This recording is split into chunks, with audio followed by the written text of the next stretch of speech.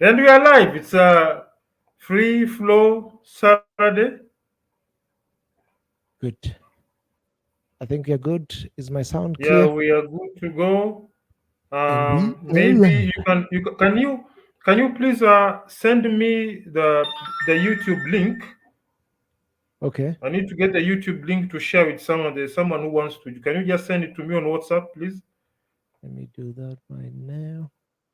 Send it to me and I want to share it. There's somebody who really is interested in joining us today. Great. You can also send him the invite link. They want to come live or they will just be No. watching. They just want to listen. Okay. Okay. Good. So I'll I'll send just it to you. send it to them. Let me just. Here we go. And they have received it. And we are on. It's another free flow Saturday, episode number Oh, 42. God damn. episode number 42. Mhm. Wow. And here we are.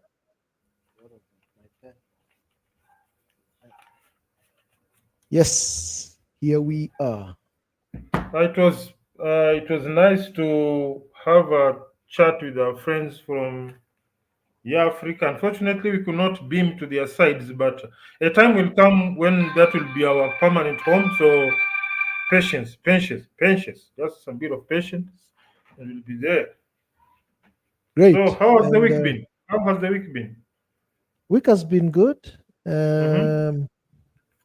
Jason is a new project we got, so was following that yesterday. I think we finished off yesterday evening. Okay. I just got the pictures setting up. It's just an office, a new office for one of our clients. Okay. They're planning to move some of their stuff there, so we're just setting up the infrastructure. Mm. Um, and then there was also a big tech event that happened. Oh wow, I almost forgot about that. There was a big tech event. So Okay. yeah, let me a bit of a backstory. Okay. So there's a space called Norsken House. Um, this is actually their second location. Their first one is based out of Stockholm in Sweden. The Mm-hmm. guy actually who founded it, what he calls Norsken Foundation, is a gentleman called Niklas. He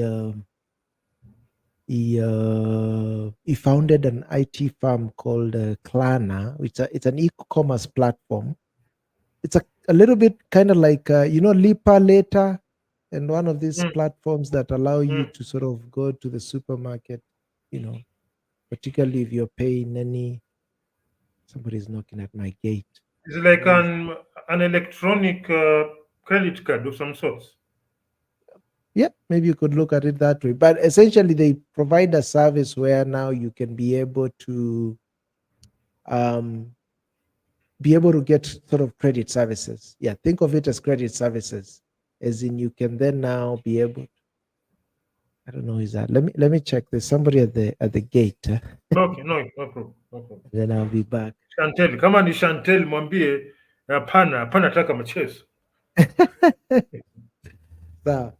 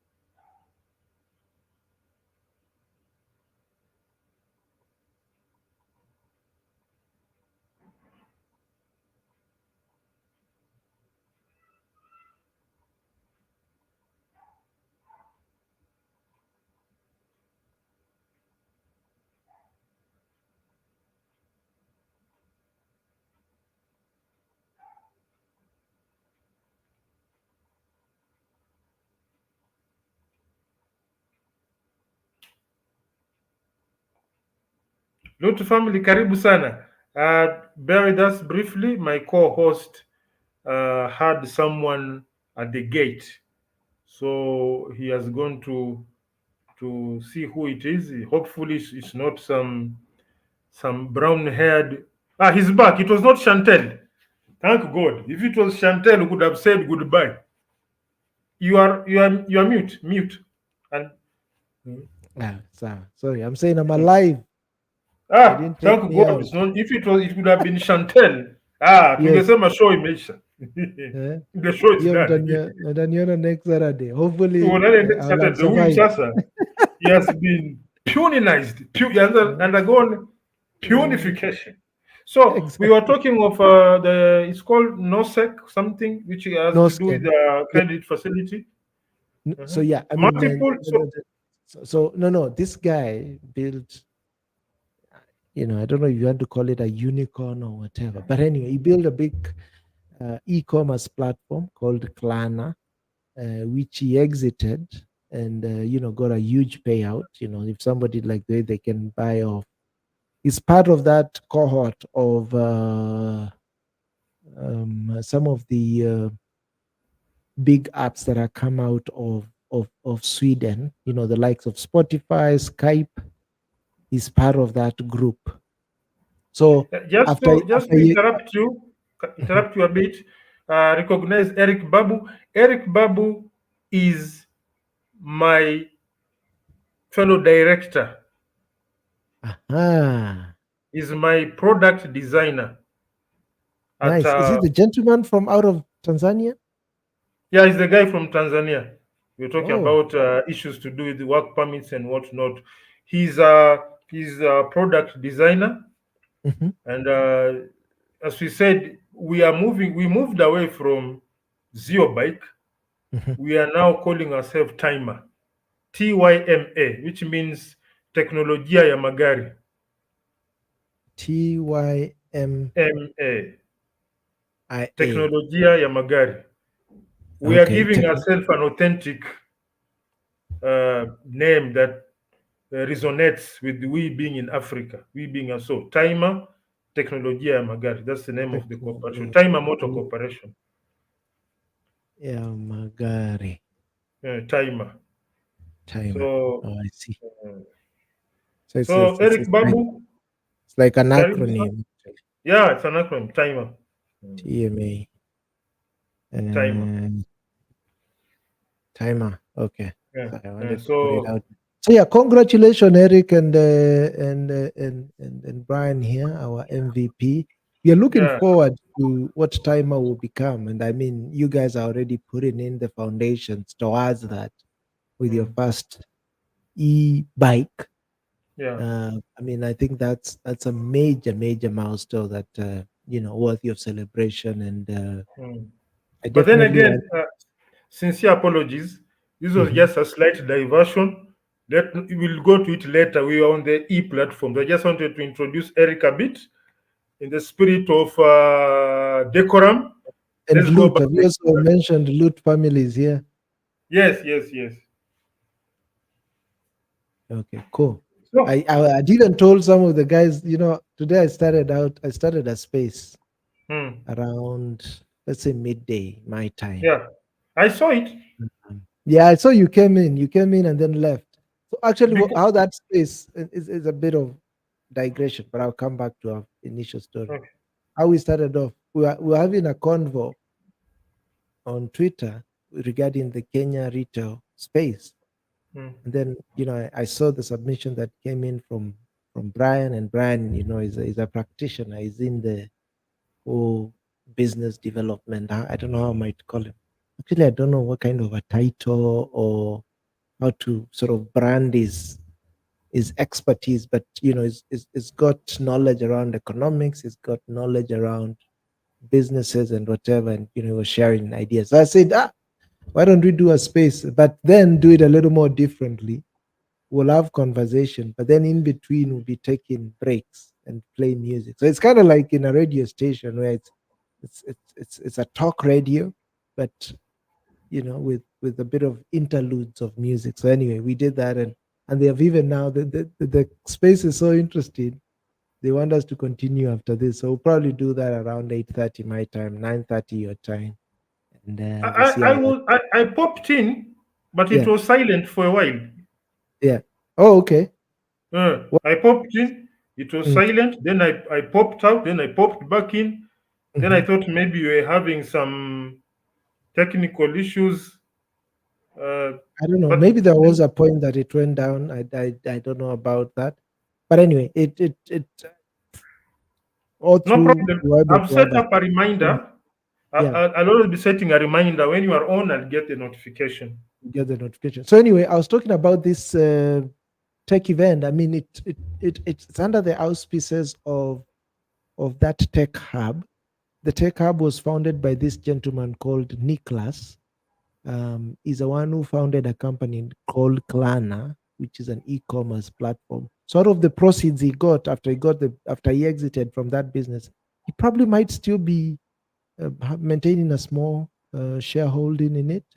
And you know, most of these tech platforms, you know, when you exit because you get a major payout, maybe it was valued at several billions of dollars, then you have a lot of money in your hands. And typically, what they would tend to do with that money is many of them would tend to start a venture capital firm for them to make investments in other companies.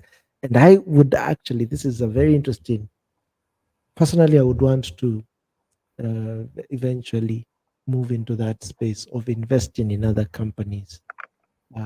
Getting into that PC game is quite interesting. So anyway, so uh, from those proceeds, he built a tech hub in Sweden, and the second one he built was here in Kigali. Um, it's been operational, I think, from give or take from 2021, late 2021 into 2022. And this was their first, what they were calling a tech festival. So it was a 2 day event, well attended. I think they have had over 1,500 attendees. The president was even there to, you know, officially open that event. And, you know, it had a number of sessions, you know, from fintech to a number of startup companies showcasing their business, you know, looking out for any interested investors, um, you know, talking about the trends. There was also the AI. So it was, you know, I have several notes. I'm actually thinking of doing a small article capturing what I got out of it, but very well executed event, you know, world class in every sense, well attended, you know, worth a ton of value, you know, the kind of connection. I met up with a few other Kenyans also that were there. Actually, it seemed like a number of the startups, you know, featured a lot of Kenyan and Nigerian startups.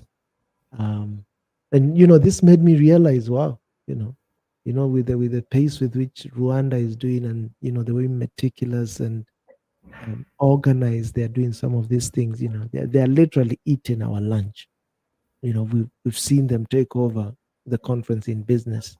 We've seen their tourism grow in leaps and bounds, and now they're in tech. You know, with such Andrew, can you a hear a hub. banging noise from my end?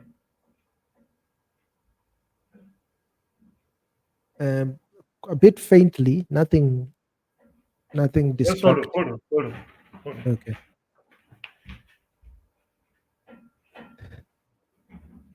yeah, there's something there. Yeah, this is the problem of living in puny environments. There's construction going on, or what is it? no, you Mm. see, this is aerodynamics. There's air that passes over a flap on my door. Mhm, There's a metallic flap. So mhm, somehow there's an air current that passes there, and mhm. the flap starts. Like the first time I moved here, I thought it was ghosts. It's like, okay, But your house wamenifikia, is haunted. wapi Rosari? So anyway, So I mean, you are saying that this is it's a it's a big event, very, and you know, the it's statement you made attracting. Yeah, that our lunch is being eaten away by other people. yeah. You know, those that are organized with um, you know, good vision and a good leadership. Is what happens, bro. So So you basically, know, what's because happening is when you think of Kenya, Kenya is typically referred to as a Silicon Savannah. It's a hub of tech in Africa, actually, in more or less. Actually, the other thing that I might also think, Nigeria, bro, Nigeria is another giant. Uh, we, Well, I was see, looking at all those with, presentations they were making, man. you see, Nigeria, I would call it, we say necessity is the mother of invention. The Nigerians are many. Mm, That country is really populated. That means the moment you are born in Nigeria and you are not from a rich family, you are under pressure to perform in no matter what you do. yeah. So if it is a startup from Nigeria, it is top of the line. Mm. If you're a scam and from Nigeria, you know what happens there. So I think you are looking at a situation whereby people just have to perform because there are so many of you. So if you tell me that Nigerians are big in startups, I'm not going to fight that one. There's no dull Yeah. moment in Nigeria. I mean, I mean, Africa-wide, typically, when you talk of tech, Mm. there are about maybe three or four major countries that you look at. There's Kenya, South Africa, Nigeria, and Egypt. Egypt sometimes get to be excluded because it's seen as more, it's part of Of the Arabic, Arab so world. Yeah, yeah. Arab world. So we, But, if you have to look at which are the most transformative startups that are coming out of Africa, it will typically come from those um, four major countries. Where are the investor funds going to? Many yes, of them are channeled there in those four countries, and on and on and on. The talent, again, Kenya does have a good concentration of good talent. Um, so all these factors. But you know what Kigali's or Rwanda in general is trying to position itself? It's saying it's trying to position itself, one, as a proof of concept country, two, as what they're calling a launch pad, and others, even, the other, quite interesting term they use is a startup country. They try to take that label that Israel is known for. There are quite a number of startups that came out of Israel. So Rwanda is trying to position itself as such because, one, it has a smaller population. Typically, that would mean small market. So anyone that is coming here, or anyone who found starts a company here, um, one, you generally be looking, either generally be setting their eyes either regionally or globally, because they'll know that the local market in and of itself cannot fully sustain what they are looking to do. Nigeria, in and of itself, as you say, can support even some of those apps because it's a huge market. Kenya, in some sense, can also do that. We've got roughly 60 million, a population of 60 million. But either way, it's just a way Rwanda is organizing itself in such a way that it's attracting the capital, it's attracting the infrastructure. So it's causing many companies to come here and set up here, be domiciled here, get their funding here, and then maybe they can even branch out. So you see how, very strategic and it's smart. like I'll call it an. Can you call it an industrial nursery bed for companies? Yeah, yeah. That would be a good term. Yeah, Because nursery. a That's where you nursery sort of bed, do your a nursery seedlings. bed, a nursery bed has the capacity to nurture seedlings into Mhm. something bigger. Yeah. You cannot take a nursery bed to the middle of the jungle. Mhm. Chances are those seedlings will be eaten by animals. Yeah. So I think what Rwanda is looking at is setting up what we call a friendly environment Mm. for entrepreneurs who want to have what we call a soft starting point Mm. for the organizations, such that when the VCs are saying, okay, this is where you are located, this is where you should channel the funds. So it's like saying this is a safe place to channel your funds because you know Yeah. very well the organization will get a very friendly starting environment. It's Mhm. like in human growth. Mhm. A nursery or elementary school is a very friendly place. Yeah. Yeah, yeah. It's not like you cannot compare a nursery class with a final year engineering class.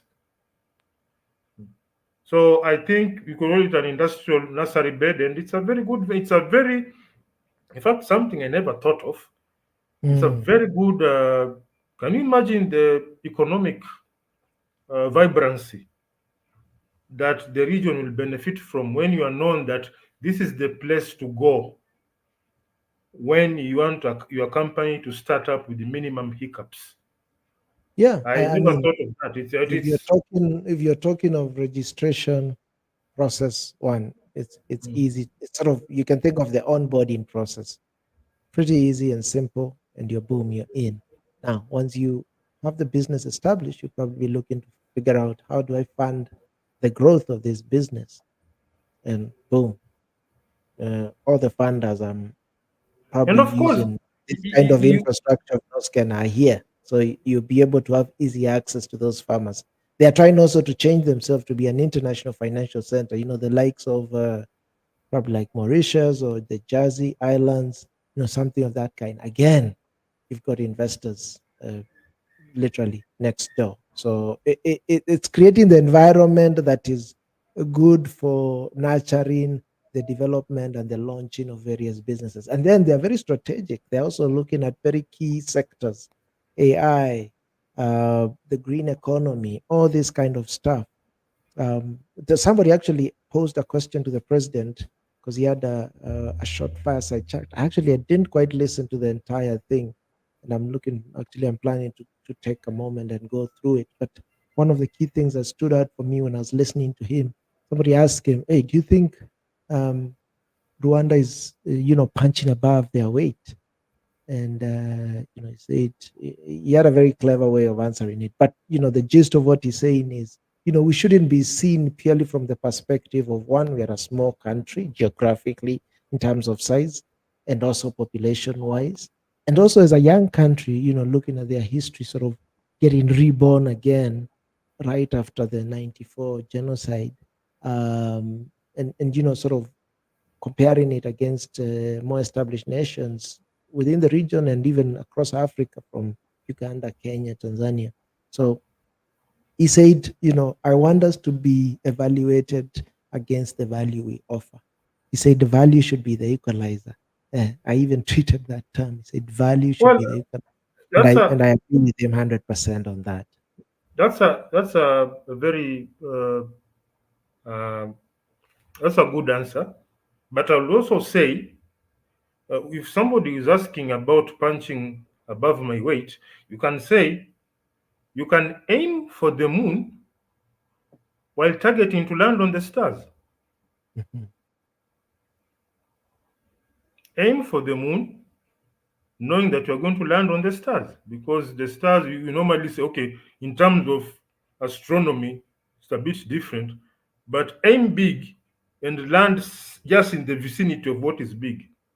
You do not downsize yourself. Let someone else downsize you. Mm. Like in boxing, you don't box yourself.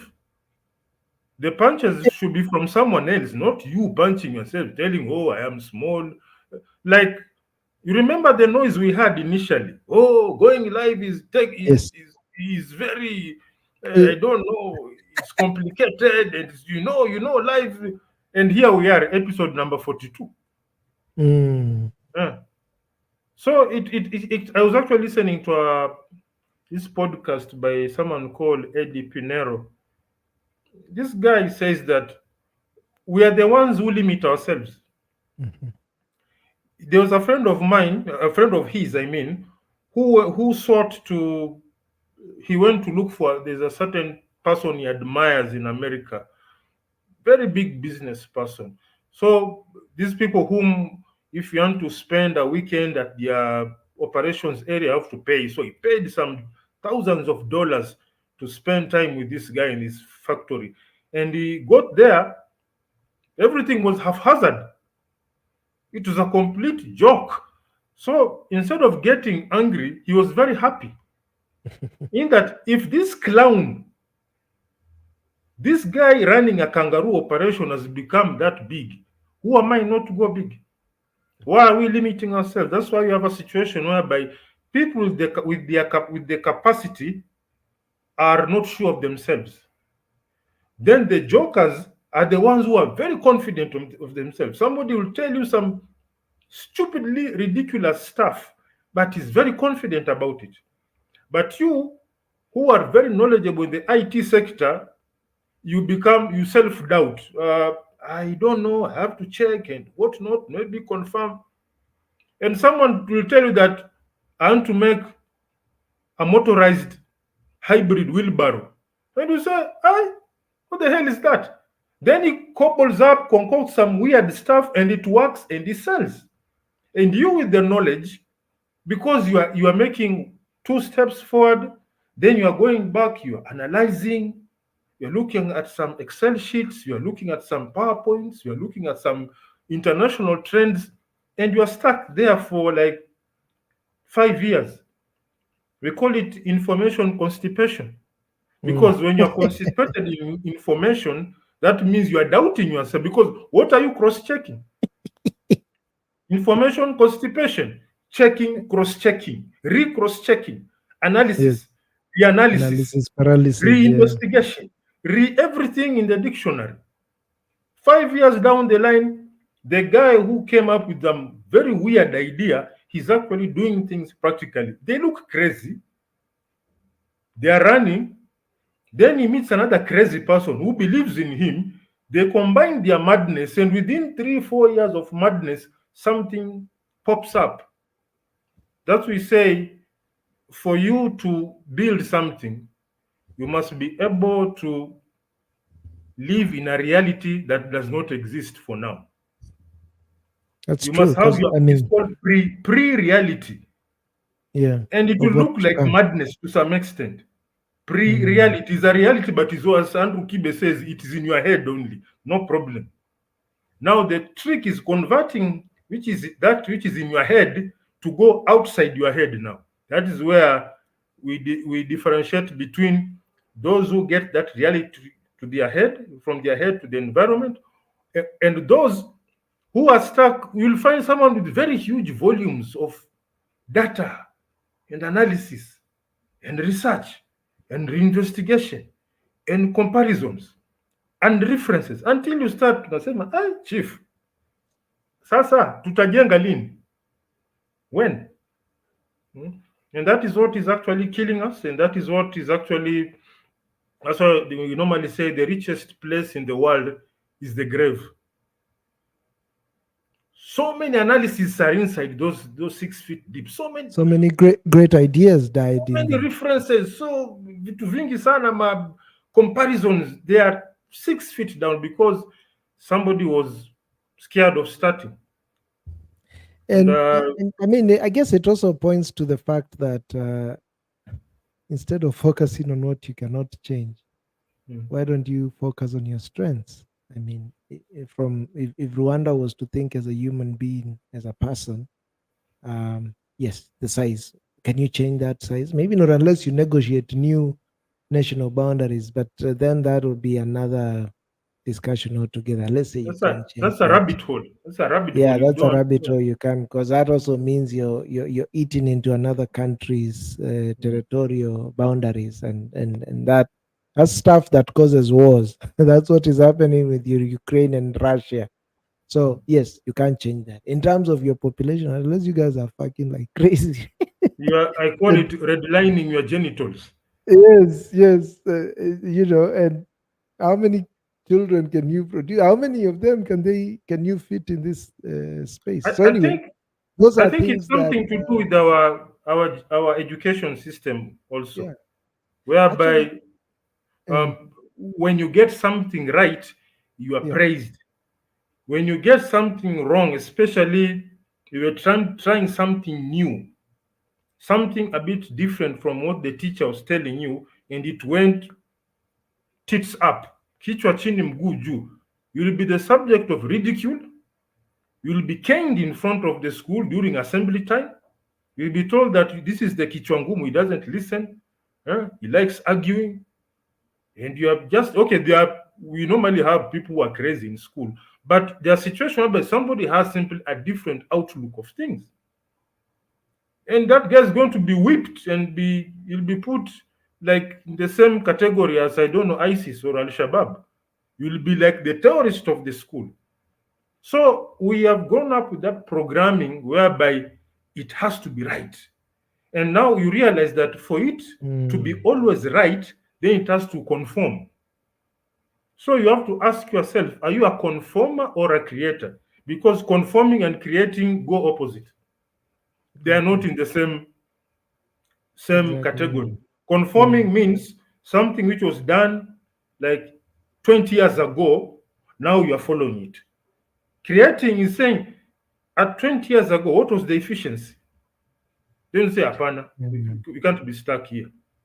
So I think the Somebody, education system sort of plays a role. yeah, because education system, it tends to promote things like benchmarking. Um, Now, benchmarking in and of itself is not a bad idea. I mean, it's probably premised on the idea that, if it's out there, you don't need to reinvent the wheel. But in many ways, benchmarking has meant, sort of, as you say, conforming. So you've limited your intellectual scope to only deal with what has been instead of creating a new and having a confidence in it, and as you say, being ready to fail. I mean, the whole idea of building has failures and mistakes, and you know it's all part of that process. As I say, they give that example of the guy who built the light bulb. What's his name? Who built that? The light bulb. Thomas Alva Edison. Yeah, Thomas Edison. So yeah, and they said, it was a series of how many iterations, over hundreds of 10,000. iterations, that he 10,000. finally 10,000, that okay, which then later led to this new invention that we have and that we all enjoy in. So yes, I think benchmarking, conformity. I mean, that's what our education is all about. Education is about conformity. You're beaten when you give a wrong answer instead of Yeah. somebody probing about that answer. Many a Like, how times the did you one with arrive at that one? The answer is wrong. exactly, Okay. How yeah, did maybe your method is useful it's in another way? different. Yeah, Hmm. yeah. Or But you're told maybe I can just correct you in another way that gives you the confidence to try again. So if even if you say no need to reinvent the wheel, what about magnetic levitation? exactly. Actually, and that's is it that technology is being utilized in with trains and trains? Yeah, it's strange. Yeah, Then it is. Yeah. magnetic Mm, levitation. If no mm, need to reinvent the wheel, what about a hovercraft exactly. that can move both on land and in water? Yeah. Something a wheel cannot do. Yeah. So Plane. if people said the wheel is ready, we are okay with the wheel, the people who thought of magnetic, that means magnetic levitation would never have come to be. Mm. If you So, look at in, let's say, initiatives, people like this aircraft builder called Embraer. When Embraer made the decision to make aeroplanes, Boeing had been in the business for 50 years already. So they could have yeah, said, we'll fly Boeings, no problem. But exactly. those guys in Brazil say, let's make our own Let's make aeroplane. our own, One economy. and probably tackle the problem, or maybe tackle a niche that was missed out by Boeing. So it's all about bringing that new thought into something Mm. is something that should be encouraged instead of And also dollar dependence. discouraged. Those Dollar Brazilians don't dependent. have to spend dollars importing Boeings. They have the Embraers being made at home. They can buy them 100%. with pesos. You in Kenya, you have to buy that Boeing in dollars. Yes. A Brazilian who is buying an Embraer and it is being made in Brazil, he'll spend pesos. Mm, Plain and simple. yeah. The mathematics is just 1 + 1 is 2. I don't know why we are Mm. making it a very we are making some quadratic trigonometric function that is nani hesabu ndogo sana. So Yeah. that's how That's it. Yeah. That's how we actually sabotage ourselves. So, Yeah. but then this week was a week of revelation. Okay. Uh-huh. Not okay, not really revelation, but more Mhm. strengthening of the belief that as a country we are really limited skill-wise. Uh-huh. Even my director here, Eric Babu, can attest to it. We Mhm. There was something we were doing on the bike as a Mhm. preparation for fiber casing.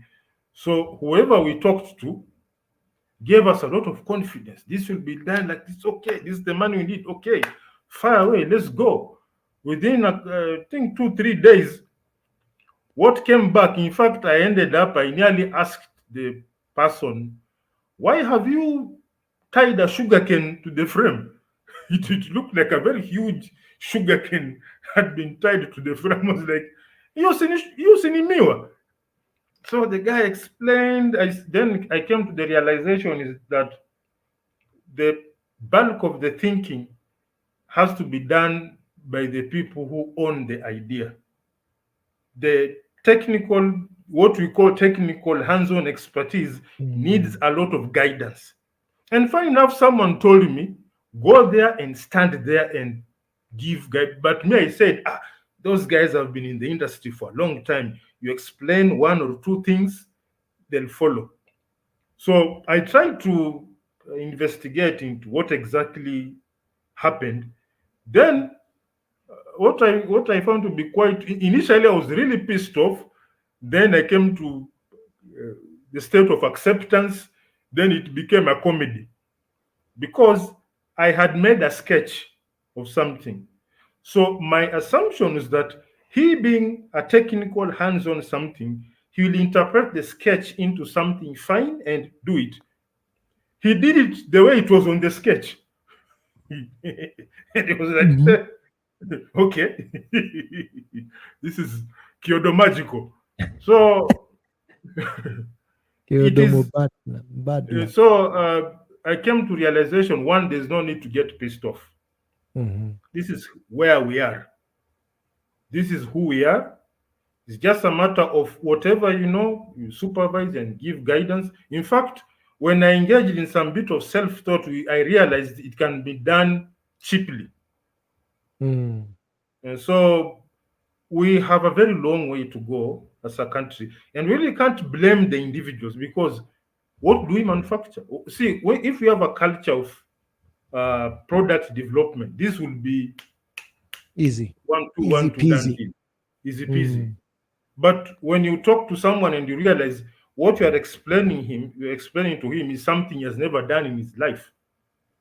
He has spent, let's say, 20 years welding and has been welding gets for I don't know when. And those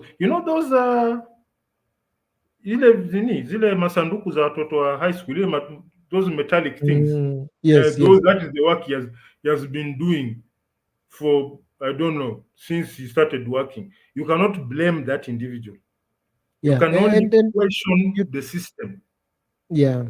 Even You his can only training, I mean, it's probably just it's been handed down. It's like it's been yeah. done in apprenticeship. But some things he probably does and he Mm. doesn't know why he's doing them.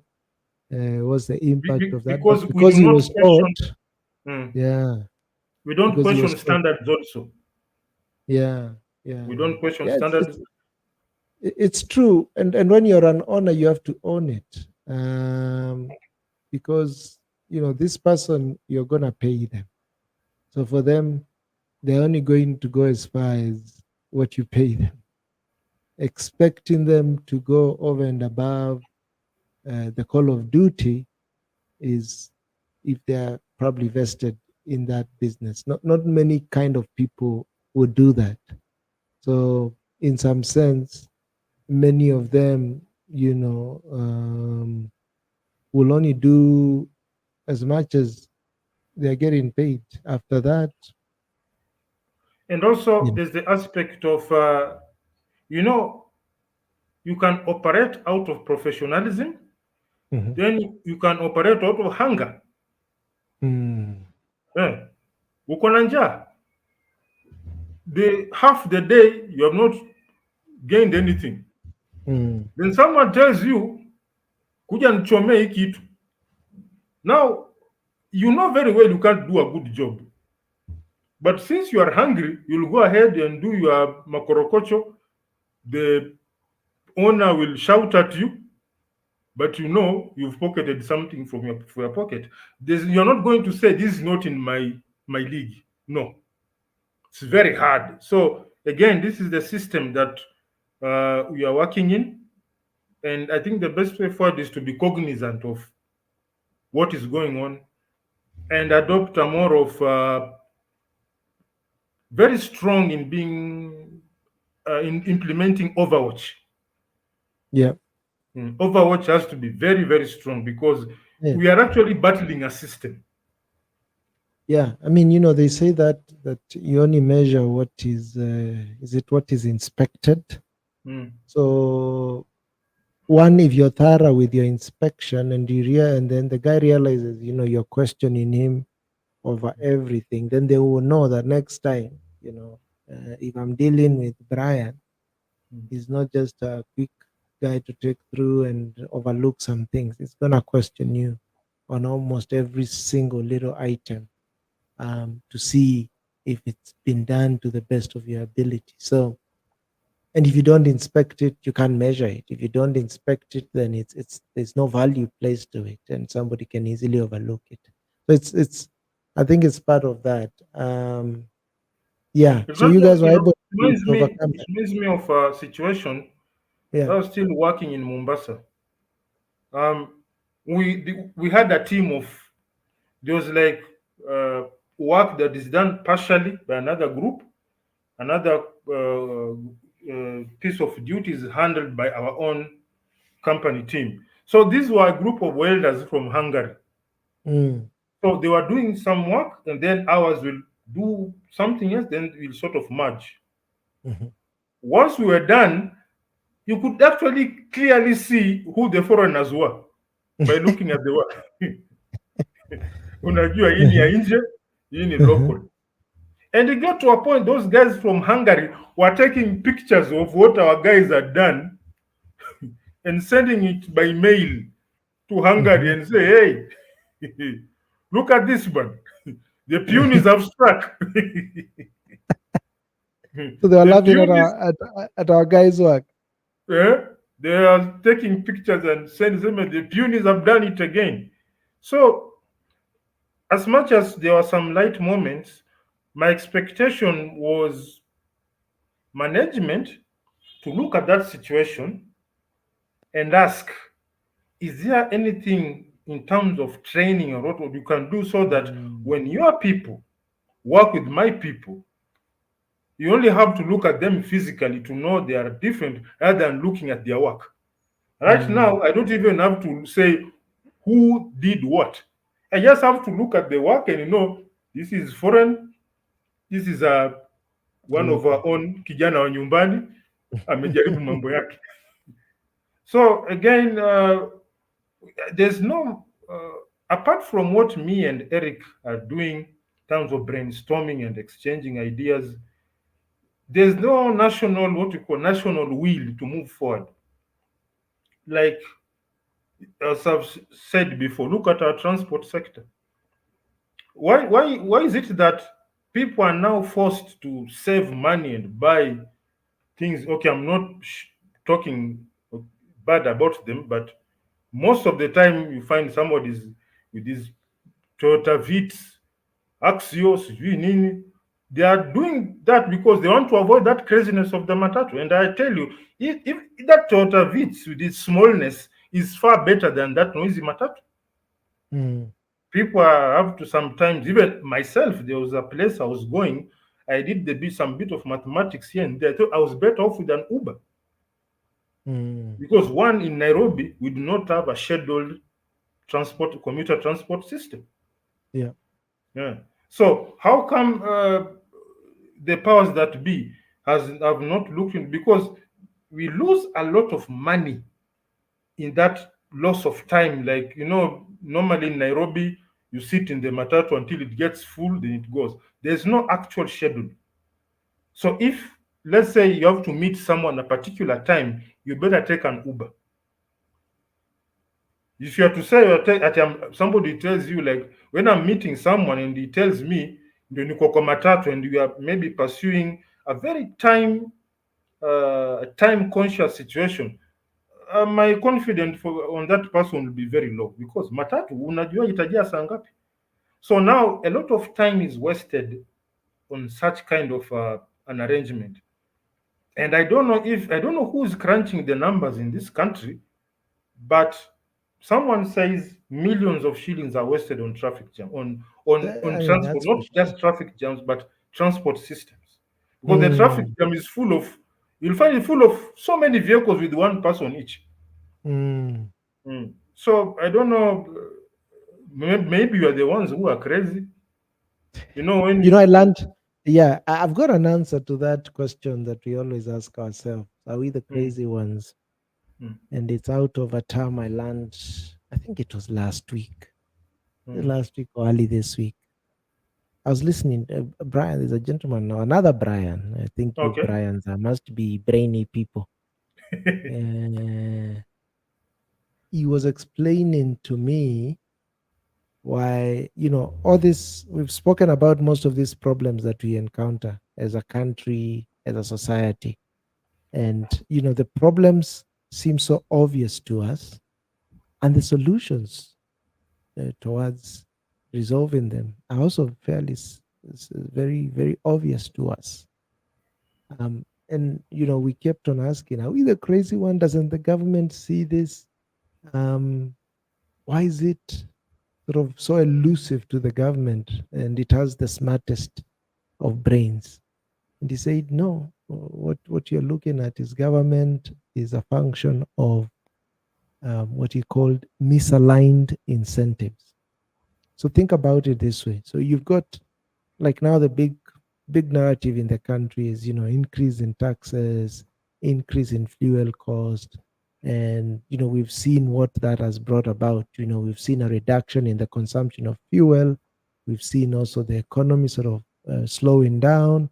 We talk of taxes, as much as they have been increased towards, sort of, they're saying, is to pay off some of our debts. What has happened is the local tax agency has actually not collected as much as expected with the increase. I guess that's why they were, chasing travelers coming in, to what I felt was, you're so focused on the pennies instead of the wider picture. So he said, when you talk of that government official, if, for example, let's say the government official who is in charge of energy, from his perspective, he is probably interacting with suppliers, to be the people that supply them with that supply the country with fuel.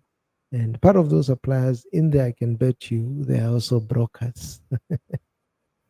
um, so these are some of the objectives or things that he's juggling with. He's also juggling with sort of some power dynamics happening within the wider organization that is government, that is maybe is a departmental head or another CS that is trying to manage. There's a president, and what the president has given you, there is your political future and what you're trying to, so all these things. So for them, the problem might not be as obvious as we see it, because it's not so black and white from their perspective. They have got other competing demands. They need to secure their political future. They need to secure their territory as part of their department, so that it's not encroached by other departmental heads who are also looking to build a name for themselves. They have to ensure that they pay off the cuts they have agreed with all these stakeholders, be they the suppliers, the brokers, and a number of other people. So you've got all these competing demands or misaligned incentives. So here, if he goes through with the increase of fuel, means he gets it gets a higher cut, which then will mean that he's got this good financial resource that he could use to advance his political career. You've got all these things that he has to manage. So it's a case of misaligned incentives. And I think if you even think of that term and that idea of misaligned incentive, you can begin even to see it within the organizations that we participate. Could be your corporate organization that you're in, could be with a number of other collaborators you're working with. So they have got other objectives and realities they're trying to fulfill, or goals they're trying to fulfill over and above what you're working with them. And I was even arguing that to some degree, particularly when you have big organization, a big corporate where there are politics and all these demands that various directors and chiefs and departmental heads have to contend with, is all those things.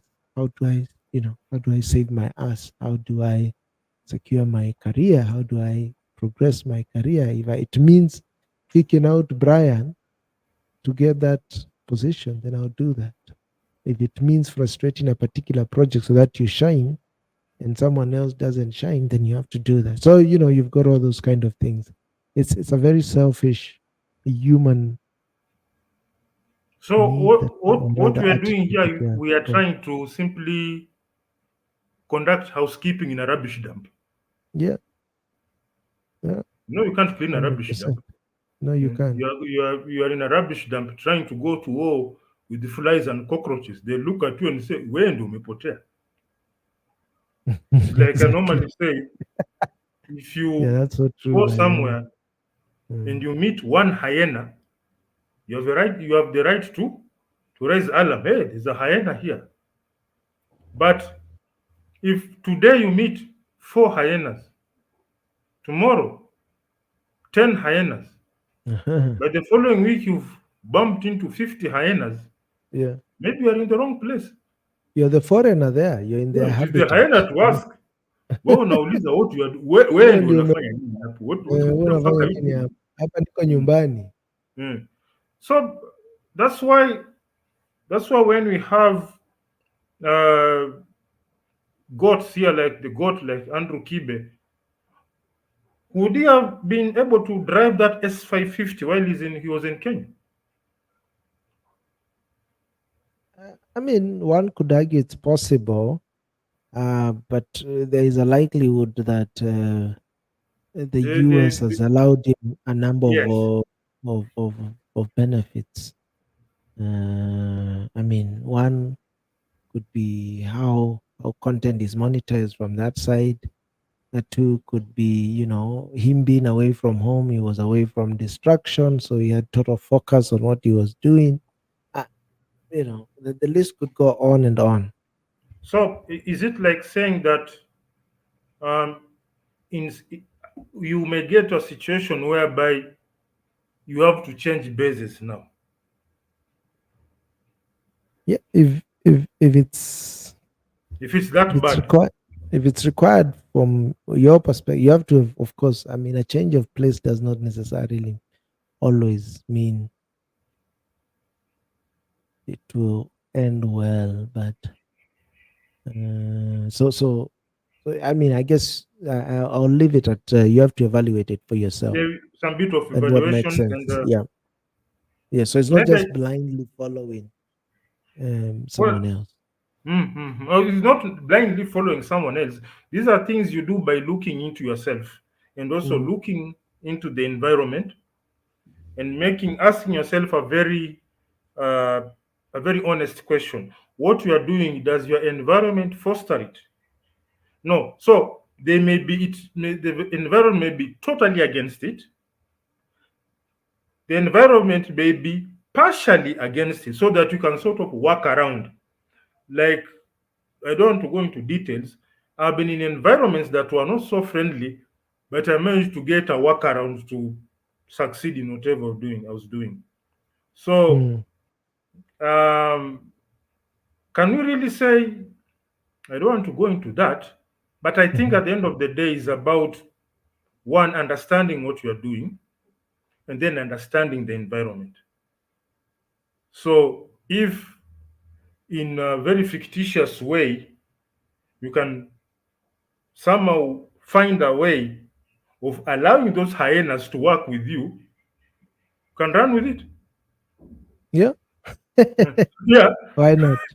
yeah. Sometimes we don't have to be so stuck in our ways. Yeah. Sometimes you have to be realistic.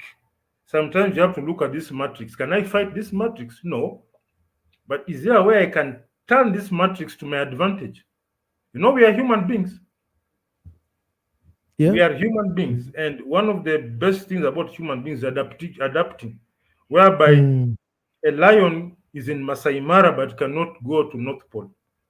But there are human beings in North Pole and human beings in Kenya, in tropical areas, and those in North Pole have still maintained their frame as human beings. So if you can maintain your frame as a man in that environment, I think you can do it. Because sometimes you have to, there's this hard mentality. No, we cannot accept this.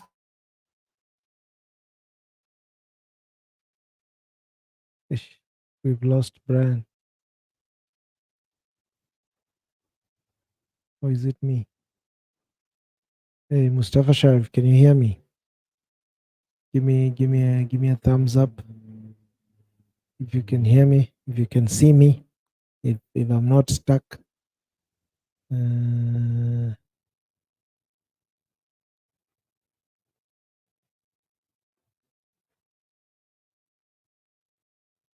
Mustafa Sharif, can you see me? Can you hear me? I hope my stream is still on, is still alive. Let me actually even look at the YouTube. Power loss. Oh, okay.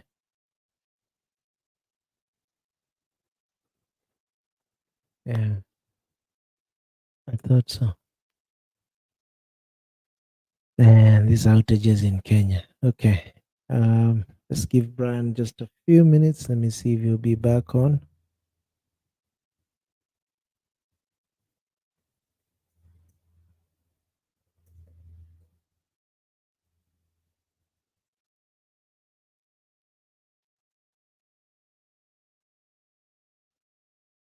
But yeah, I mean, I think this opportunity, I wonder if you guys have subscribed onto the channel. Share with us some thoughts and ideas of other topics we can tackle um, on in our other upcoming lives. Ways to engage more with you, want more participation, maybe a way to bring you guys on the live show and get to participate in the round table talk, the virtual round table talk, um, where we can bounce off ideas with one another, contribute, share our own experiences. Yeah, this kind of stuff. So going forward, we want to hear more of this. Um, Brian is telling me he's still off.